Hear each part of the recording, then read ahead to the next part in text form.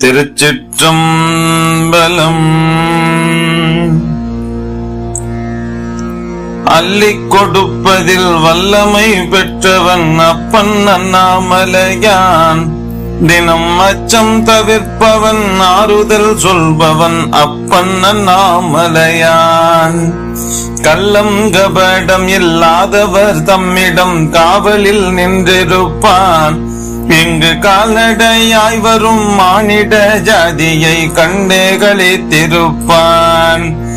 துணையாக உடன் வரும் சிவத்துக்கு மேலொரு ஜோதி பிழம்பும் உண்டோ?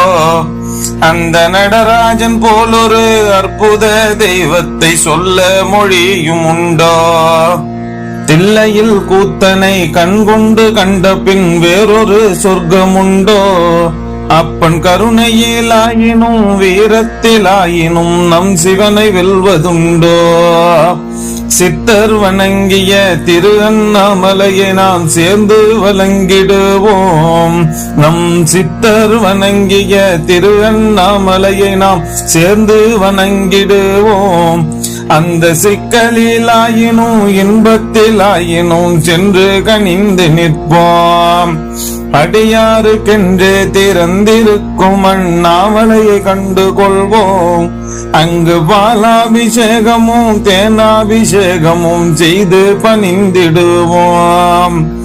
கொட்டி கொடுப்பவன் கோவிலை பார்த்திட கோஷமிட்டோடிடுவோம்.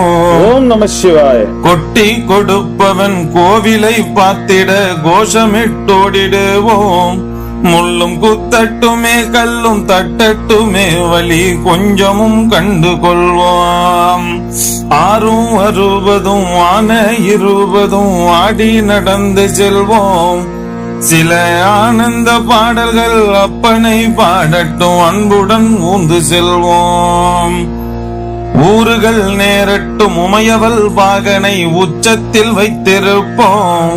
கையில் உள்ளதை அன்னவன் கோவிலுக்கே தந்து மிச்சத்தில் வாழ்ந்திருப்போம்.